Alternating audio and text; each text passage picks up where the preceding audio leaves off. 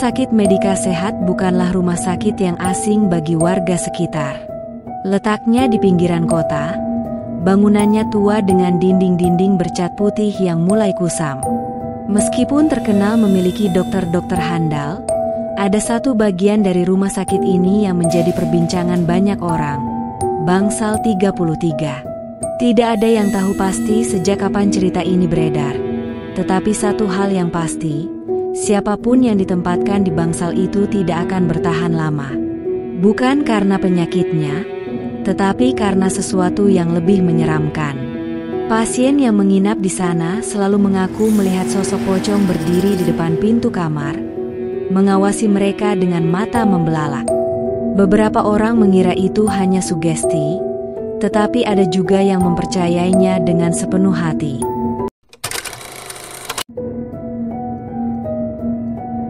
Malam itu, Bima dilarikan ke rumah sakit akibat kecelakaan motor. Kepalanya terluka, dan dokter menyarankannya untuk menjalani rawat inap selama beberapa hari. Sayangnya, semua bangsal penuh, kecuali satu.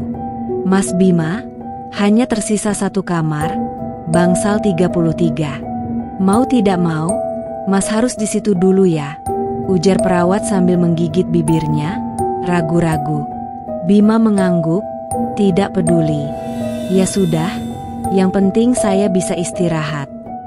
Perawat menelan ludah. Baik, Mas. Tapi kalau merasa ada yang aneh, segera panggil kami, ya. Bima mengernyit. Maksudnya? Perawat itu menggeleng cepat.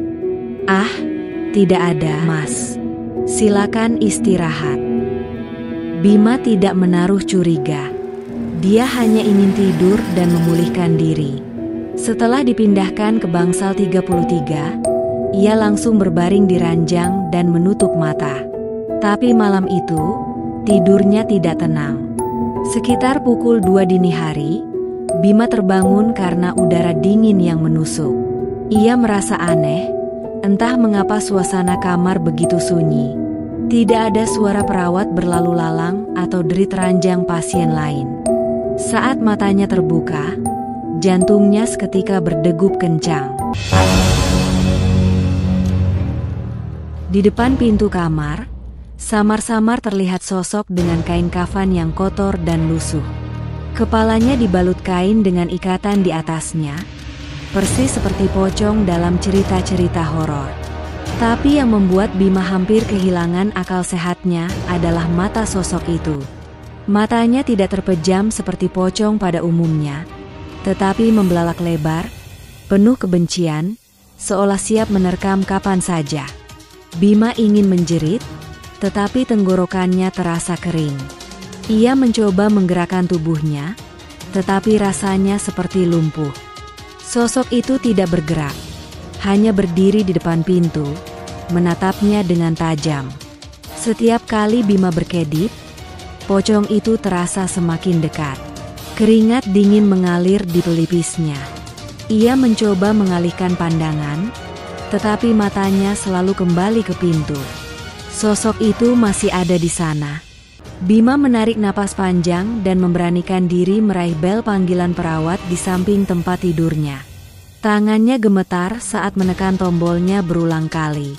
Tak lama kemudian, perawat masuk dengan ekspresi cemas. Ada apa, Mas Bima? Bima menunjuk ke arah pintu dengan tangan gemetar. Di sana, ada pocong. Perawat menoleh ke pintu. Kosong. Tidak ada siapa-siapa, Mas, ucapnya, berusaha tenang. Bima menggeleng cepat. Aku melihatnya, dia ada di sana. Perawat menghela napas dan mendekati Bima. Mas, saya sarankan untuk tidak memperhatikan pintu terlalu lama. Istirahat saja, ya. Kata-kata itu terasa janggal bagi Bima. Kenapa perawat ini tidak bilang kalau pocong itu tidak nyata? Kenapa dia malah menyuruhnya untuk tidak memperhatikan pintu? Seolah-olah memang ada sesuatu di sana. Malam berikutnya, keadaan semakin buruk. Bima berusaha mengabaikan rasa takutnya dan menonton televisi untuk mengalihkan perhatian. Tetapi setiap kali ia menoleh ke arah pintu, sosok itu masih ada di sana. Kini, ia bisa melihat lebih jelas. Tubuh pocong itu tidak diam, tetapi bergetar halus, seolah berusaha melepaskan ikatan kain kafannya. Ketakutan Bima mencapai puncaknya ketika tiba-tiba terdengar suara gemerisik dari langit-langit kamar. Ia menatap ke atas. Sesuatu sedang merayap di atas sana. Sebuah bayangan hitam meluncur cepat dan berhenti tepat di atasnya. Mata Bima melebar saat melihat pocong yang tadi berdiri di pintu kini tergantung terbalik di langit-langit. Menatapnya dari atas dengan mata yang lebih besar dan penuh dendam. Bima menjerit sekencang-kencangnya. Pintu kamar mendadak terbuka, dan beberapa perawat masuk dengan ekspresi panik. Mas Bima, tenang. Bima menunjuk ke langit-langit, tetapi sosok itu sudah menghilang. Ia terengah-engah, hampir kehilangan akal sehatnya. Aku tidak mau di sini lagi, pindahkan aku. Para perawat saling bertatapan. Seorang dokter datang dan mencoba menenangkannya. Kita akan memindahkan Anda besok pagi, Mas. Untuk malam ini, coba istirahat dulu, ya, ujar dokter itu. Tapi Bima tahu, dia harus keluar malam ini juga. Dengan sisa tenaga yang ada, Bima meraih ponselnya dan mulai mencari informasi tentang Bangsal 33. Matanya membelalak ketika menemukan sebuah artikel berita lama. Seorang pasien bernama Sugiman ditemukan tewas gantung diri di Bangsal 33. Ia adalah pasien tanpa keluarga yang mengalami depresi berat. Sejak kematiannya, banyak pasien lain mengaku melihat sosok yang menyerupai Sugiman, mengenakan kain kafan, berdiri di pintu kamar dengan mata membelalak. Bima merasakan bulu kuduknya berdiri. Tiba-tiba, lampu kamar mati. Ruangan menjadi gelap gulita. Lalu, suara itu terdengar. Keluar. Bima menoleh perlahan. Pocong itu berdiri tepat di samping ranjangnya. Bima berteriak dan meloncat dari tempat tidur, berlari ke pintu sekuat tenaga. Namun, pintu itu tidak bisa dibuka. Sosok pocong itu semakin dekat.